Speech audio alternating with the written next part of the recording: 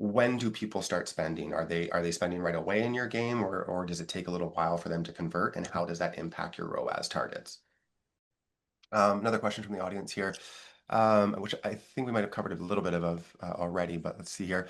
Okay, so on whether or not you lose segments of users. So from this person's understanding, it depends on where your LTV is based. Is it focused on day 0, day 1, or day 7, day 30?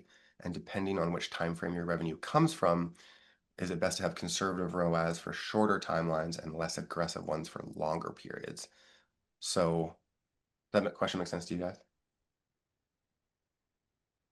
It lost me a little bit, so don't feel bad. Yeah.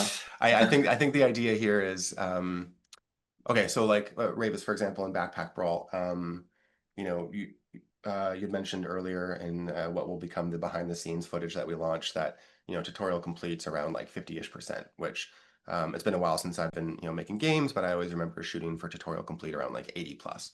But in a game as deep as yours, you're going to churn players right away. And it's really not about making sure everybody gets through the tutorial. It's about making sure that the people who are going to spend get through the tutorial. When do people start spending? Are they spending right away in your game, or does it take a little while for them to convert? And how does that impact your ROAS targets? Yeah.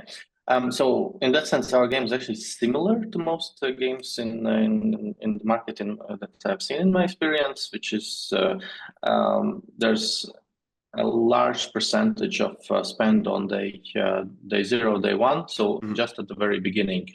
So that makes it's relatively easier to identify the spenders, right, if they are there or not. I have seen some games in my experience where the spend start to happen way after. So after day 80, day Really? 270. Really? Yeah. Oh man, just And that white really knuckle on the changes. game development dashboard there. Sorry, go ahead. And that changes, your whole map there.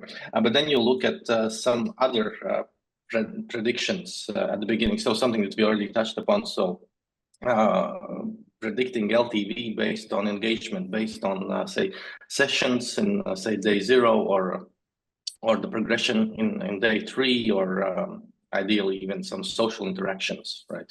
Yeah, absolutely. And then that's how you can evaluate that user. Yeah. Vlad, what are you seeing in terms of being able to identify high LTV players? Are purchasers purchasing right away, or is it taking a while for that to percolate? The most revenue we get, it's ad revenue. Okay. And our player, if they do doing an apps, they do it in first week. Yeah. And the most popular to buying or watching it revenue is energy in our game. Yeah. And more player play, higher retention, the more it will be player bring our money.